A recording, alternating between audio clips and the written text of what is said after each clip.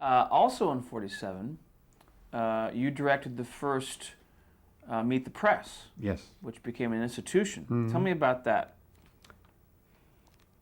It was done in that half-baked studio I was telling you about at 14th and New York Avenue. I wish I could think of the name of the man who thought up Meet the Press. Ooh, that's silly. I know as well as I know my own name. Anyway, it became an instance. Lawrence Spitvak. Lawrence Spivak. He was an acerbic man. He was on the panel. He asked very tough questions, but he got very important guests to come on. Anybody who was important and in the news, he could get him.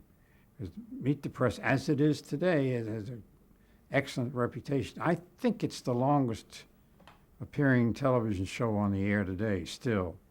It's been on the longest of anything and stayed. It's very good. It informs people and keeps everybody up to date on what's happening and so forth. And then Martha Roundtree was the moderator?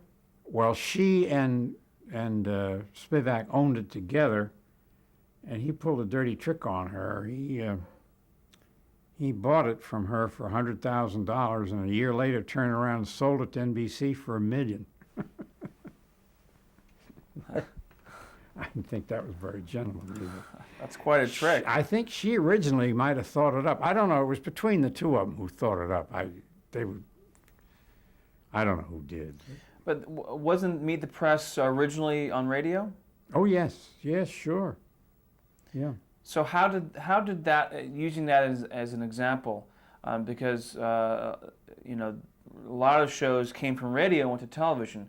How did this show, Meet the Press, translate once it got on television? Very well. We sometimes we do a simulcast if the guest could only appear for one period of time. And a lot of that was done down in the old Wardman Park. We had studios in the Wardman Park Hotel, too.